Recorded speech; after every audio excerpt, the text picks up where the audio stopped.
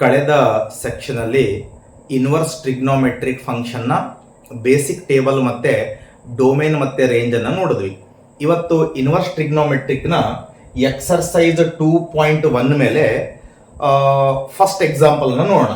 ನೋಡ್ರಿ, find the principal values of the following ಅಂತ ಕೇಳಿದ್ದಾರೆ. ನಾವೇನ್ ಫೈಂಡ್ ಮಾಡಬೇಕು? ಪ್ರಿನ್ಸಿಪಲ್ ವ್ಯಾಲ್ಯೂಸ್ ಅನ್ನ ಫೈಂಡ್ ಮಾಡಬೇಕು. ಆಲ್ರೆಡಿ ನಾನು ನಿನ್ನೆ ನಿಮಗೆ ಪ್ರಿನ್ಸಿಪಲ್ ವ್ಯಾಲ್ಯೂ ಬ್ರಾಂಚ್ ಮತ್ತೆ ರೇಂಜ್ ಅನ್ನ ಬರೆಸಿದ್ದೆ ಎಲ್ಲ ಇನ್ವರ್ಸ್ ಟ್ರಿಗ್ನೋಮೆಟ್ರಿಕ್ ಫಂಕ್ಷನ್ಗಳ, ಮತ್ತೆ ಟೇಬಲ್ ಅನ್ನು ಕೂಡ ಬರೆದಿದ್ದೆ. ಆದ್ರೆ ನಿಮಗೊಂದು ಇನ್ಫಾರ್ಮೇಶನ್ ಅನ್ನ ಹೇಳಿದ್ದೆ. ಏನು ಅಂತಂದ್ರೆ, ಇನ್ವರ್ಸ್ ಟ್ರಿಗ್ನೋಮೆಟ್ರಿಕ್ ಫಂಕ್ಷನ್ ಆಂಗಲ್ಗಳಿಗೆ ಇನ್ವರ್ಸ್ ಟ್ರಿಗ್ನೋಮೆಟ್ರಿಕ್ ಫಂಕ್ಷನ್ ವ್ಯಾಲ್ಯೂಗಳಿಗೆ ಏನ್ ಫೈಂಡ್ ಮಾಡ್ತೀವಿ? ಆಂಗಲ್ ಗಳನ್ನ ಫೈಂಡ್ ಮಾಡ್ತೀವಿ ಅಂತ ಹೇಳಿದ್ದೆ. ಸೊ ಇವಾಗ ಆಂಗಲ್ ಗಳನ್ನ ಏನ್ ಫೈಂಡ್ ಮಾಡ್ತೀವಿ ಅದನ್ನ ಮಸ್ಟ್ ಅಂಡ್ ಶುಡ್ ನಾವು ಎದರೊಳಗಡೆ ಬರಿಬೇಕು? ರೇಡಿಯನ್ ಮೇಜರ್ ಒಳಗಡೆ ಬರಿಬೇಕು. ಸೊ ಇವಾಗ ನೋಡ್ರಿ, ಸೊಲ್ಯೂಷನ್ ಫಸ್ಟ್ ಎಕ್ಸಾಂಪಲ್ ಅನ್ನು ನೋಡೋಣ. ಫಸ್ಟ್ ಎಕ್ಸಾಂಪಲ್ ಏನ್ ಕೊಟ್ಟಿದ್ದಾರೆ? ಸೈನ್ ಇನ್ವರ್ಸ್ ಆಫ್ -1/2 ಅಂತ ಕೊಟ್ಟಿದ್ದಾರೆ.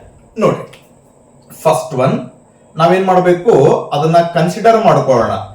Let y is equal to sine inverse of -1/2 ಅಂತ ಕನ್ಸಿಡರ್ ಮಾಡ್ಕೊಳ್ಳೋಣ. ನೋಡ್ರಿ, ಈ ಸೈನ್ ಇನ್ವರ್ಸ್ ಅನ್ನ ಈ ಕಡೆ ಶಿಫ್ಟ್ ಮಾಡಿದ್ರೆ, ಸೈನ್ ಇನ್ವರ್ಸ್ ಅನ್ನ ಈ ಕಡೆ ಶಿಫ್ಟ್ ಮಾಡಿದ್ರೆ ಏನಾಗುತ್ತೆ? ಸೈನ್ y ಆಗುತ್ತೆ. ಇಸ್ ಈಕ್ವಲ್ ಟು ಏನ್ ಉಳಿಯುತ್ತೆ? -1/2 ಉಳಿಯುತ್ತೆ. ಸೊ ಇವಾಗ ನೋಡ್ರಿ, sine y is equal to minus sine ಎಷ್ಟು ಡಿಗ್ರಿ ಅಥವಾ ಸೈನ್ ಆಂಗಲ್ ಪುಟ್ ಮಾಡಿದ್ರೆ ನಮಗ್ 1/2 ಬರುತ್ತೆ ಅಂತ ಗೊತ್ತಿರಬೇಕು. ಸೊ ನಿನ್ನೆ ಟೇಬಲ್ ಒಳಗಡೆ ಹೇಳಿದ್ದೆ, ನಿಮಗ್ ಗೊತ್ತು ಸೈನ್ 30 ಡಿಗ್ರಿ ಅಂತ ಪುಟ್ ಮಾಡಿದ್ರೆ ಏನ್ ಬರುತ್ತೆ? 1/2 ಬರುತ್ತೆ. ಅದನ್ನ ನಾವೇನಂತ ಬರೀತೀವಿ? ಸೈನ್ π/6 ಅಂತ ಬರೀತೀವಿ. Okay, sine π/6. ನೋಡ್ರಿ, minus as it is sine π/6 is nothing but angle ಏನಾಗುತ್ತೆ? 1/2 ಆಗುತ್ತೆ. ಸೊ ಆಲ್ರೆಡಿ ನಾವು ಒಂದು ಫಾರ್ಮುಲಾವನ್ನ ಕಲ್ತಿರ್ತೀವಿ. Sine of minus theta is equal to what? Minus sine theta ಅಂತ ಕಲ್ತಿರ್ತೀವಿ. ಸೊ ಇವಾಗ ನೋಡ್ರಿ, that is sine y is equal to minus sine theta. Theta ಅಂದ್ರೆ ಎಷ್ಟು? π/6. ಅಕಾರ್ಡಿಂಗ್ ಟು ದಟ್ ಫಾರ್ಮುಲಾ ಏನಂತ ಬರೀಬಹುದು? ಸೈನ್ ಮೈನಸ್ π/6 ಅಂತ ಬರೀಬಹುದು. ಜಸ್ಟ್ ಅಬ್ಸರ್ವ್ ಮಾಡ್ರಿ, ಎರಡು ಕಡೆ ಸೈನ್ ಇದೆ. ಇನ್ ಪ್ಲೇಸ್ ಆಫ್ y ಏನಿದೆ? ಮೈನಸ್ π/6 ಇದೆ. ಸೊ ನಾವೇನಂತ ಬರೀಬಹುದು? y is equal to minus π/6 ಅಂತ ಬರೀಬಹುದು. ಸೊ ಇವಾಗ ನೋಡ್ರಿ, ಏನು ಮೈನಸ್ π/6 ಬಂದಿದೆ, ನಮ್ಮ ಇನ್ವರ್ಸ್ ಟ್ರಿಗ್ನೋಮೆಟ್ರಿಕ್ ಫಂಕ್ಷನ್ ಯಾವುದು? ಸೈನ್ ಇನ್ವರ್ಸ್ ನ ರೇಂಜ್ ಒಳಗಡೆ ಬರುತ್ತೆ ಇಲ್ಲ ಅಂತ ಚೆಕ್ ಮಾಡಬೇಕು. So minus π/6 belongs to closed interval. ಏನಾಗುತ್ತೆ? -90 ಟು ವಾಟ್? 90. ಓಕೆ, ಸೊ ನಿಮ್ಗೆಲ್ರಿಗೂ ಗೊತ್ತು -30 ಡಿಗ್ರಿ ಅನ್ನೋದು -90 ಮತ್ತೆ +90 ಮಿಡಲ್ ಅಲ್ಲಿ ಬರುತ್ತೆ. ಎಟ್ ದ ಎಂಡ್ ನಾವೇನಂತ ಬರೀಬೇಕು? Therefore the principal value of sine inverse of -1/2 is ಏನಂತ ಬರಿಬೇಕು? -π/6 ಅಂತ ಬರಿಬೇಕು. ಸೊ ನೋಡ್ರಿ, ನಾನು ಆಲ್ರೆಡಿ ಹೇಳಿದ್ದೆ, ಇನ್ವರ್ಸ್ ಟ್ರಿಗ್ನೋಮೆಟ್ರಿಕ್ ಫಂಕ್ಷನ್ ನ ವ್ಯಾಲ್ಯೂಗಳಿಗೆ ನಾವು ಏನನ್ನ ಫೈಂಡ್ ಮಾಡ್ತೀವಿ? ಆಂಗಲ್ಸ್ ಗಳನ್ನ ಫೈಂಡ್ ಮಾಡ್ತೀವಿ. ಸೊ ನಮ್ಮ ಕಂಡೀಷನ್ ಏನ್ ಮಾಡಬೇಕು? ಏನ್ ಆಂಗಲ್ ಬಂದಿರುತ್ತೆ ಅದು ನಮ್ಮ ರೇಂಜ್ ಅಥವಾ ಪ್ರಿನ್ಸಿಪಲ್ ವ್ಯಾಲ್ಯೂ ಬ್ರಾಂಚ್ ಒಳಗಡೆ ಬರುತ್ತೆ ಇಲ್ಲ ಅಂತ ಚೆಕ್ ಮಾಡಬೇಕು. ಇವಾಗ ಎರಡನೇ ಪ್ರಶ್ನೆಯ ಸಾಲ್ಯೂಷನ್ ಅನ್ನು ನೋಡೋಣ. ಸಾಲ್ಯೂಷನ್ ಸೆಕೆಂಡ್ ಒನ್ ನೋಡ್ರಿ, ಏನ್ ಕೊಟ್ಟಿದ್ದಾರೆ? ಕಾಸ್ ಇನ್ವರ್ಸ್ ಆಫ್ √3/2 ಅನ್ನ ಕೊಟ್ಟಿದ್ದಾರೆ. ಸೊ ಇದನ್ನ ಏನಂತ ಬರ್ಕೊಳ್ತೀರಿ?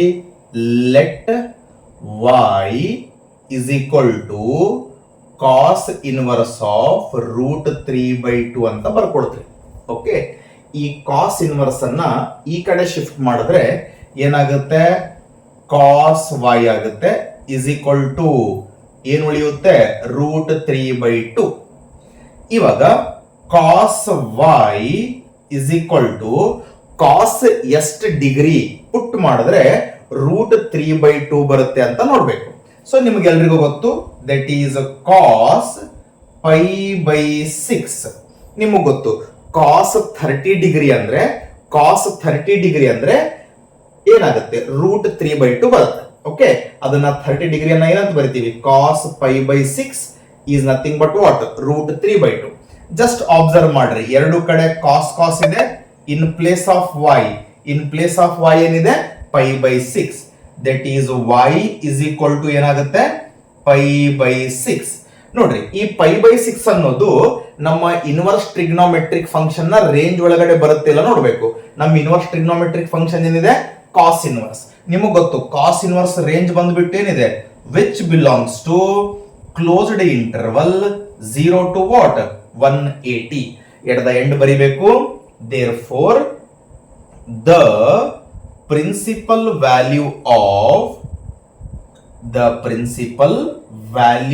of cos inverse of root 3/2 is ಏನಾಗುತ್ತೆ, ಪೈ ಬೈ 6.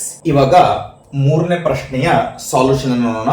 ಮೂರನೇ ಪ್ರಶ್ನೆ ಏನು ಕೊಟ್ಟಿದ್ದಾರೆ, ಕೋಸಿಕೆಂಟ್ ಇನ್ವರ್ಸ್ ಆಫ್ 2 ಅಂತ ಕೊಟ್ಟಿದ್ದಾರೆ. ಇವಾಗ ನೋಡ್ರಿ ಸಾಲ್ಯೂಷನ್ ಮೂರನೇ ಪ್ರಶ್ನೆದ್ದು. ಇದನ್ನು ಕೂಡ ನಾವೇನ್ ಮಾಡಬೇಕು, let y is equal to cosecant inverse of 2 ಅಂತ ಬರೆಯೋಣ. ಓಕೆ, ಇವಾಗ ನಿಮಗೆ ಗೊತ್ತು ಕೋಸಿಕೆಂಟ್ ಇನ್ವರ್ಸ್ ಅನ್ನ ಈ ಕಡೆ ಶಿಫ್ಟ್ ಮಾಡಿದ್ರೆ ಏನಾಗುತ್ತೆ, ಕೋಸಿಕೆಂಟ್ y ಆಗುತ್ತೆ is equal to what, 2.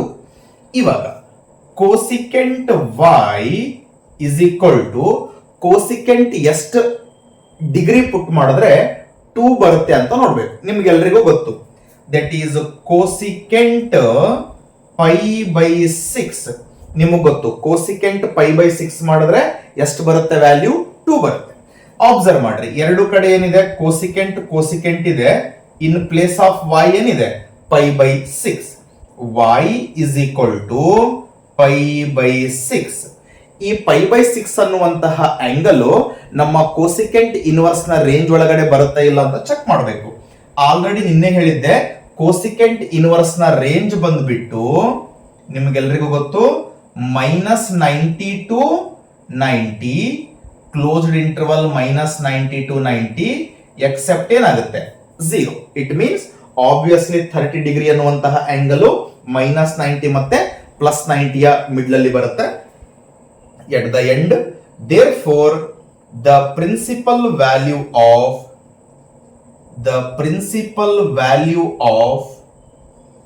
cosecant inverse of 2 is ಏನಾಗುತ್ತೆ, ಪೈ ಬೈ 6 ಆಗುತ್ತೆ.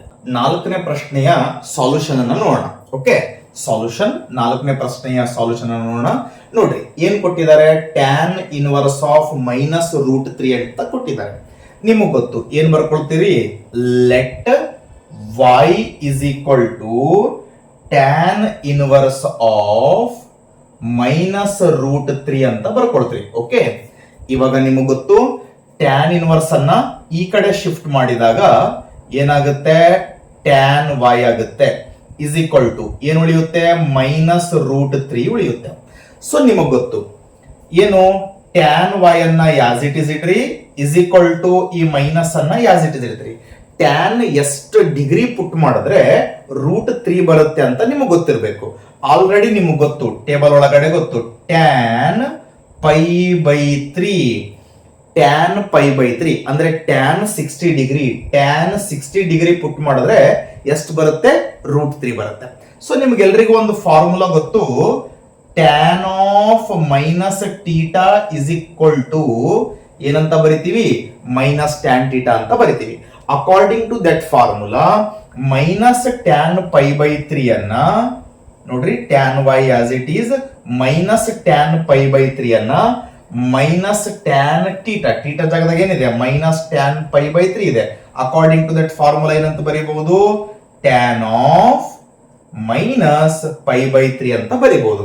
ಅಬ್ಸರ್ವ್ ಮಾಡ್ರೆ ಎರಡು ಕಡೆ ಟ್ಯಾನ್ ಇದೆ. ಇನ್ ಪ್ಲೇಸ್ ಆಫ್ y ಏನಿದೆ, -π ಬೈ 3. ನಿಮಗ್ ಗೊತ್ತು y ಇಸ್ ಈಕ್ವಲ್ ಟು ಏನ್ ಬಂತು, -π ಬೈ 3. ನಿಮ್ಗೆಲ್ರಿಗೂ ಗೊತ್ತು ಟ್ಯಾನ್ ಇನ್ವರ್ಸ್ ನ ರೇಂಜ್ ಅಥವಾ ಪ್ರಿನ್ಸಿಪಲ್ ವ್ಯಾಲ್ಯೂ ಬಂದ್ಬಿಟ್ಟು ಮೈನಸ್ 60 ಡಿಗ್ರಿ ಅಥವಾ minus pi by 3 belongs to ಏನಾಗುತ್ತೆ open interval minus 90 to what plus 90. Obviously minus 60 degree ಅನ್ನೋದು ಮೈನಸ್ 90 ಮತ್ತೆ ಪ್ಲಸ್ 90 ಮಿಡ್ಲ್ ಅಲ್ಲಿ ಬರುತ್ತೆ. ಎಟ್ ದ ಎಂಡ್ ಏನ್ ಬರಿಬೇಕು? Therefore the principal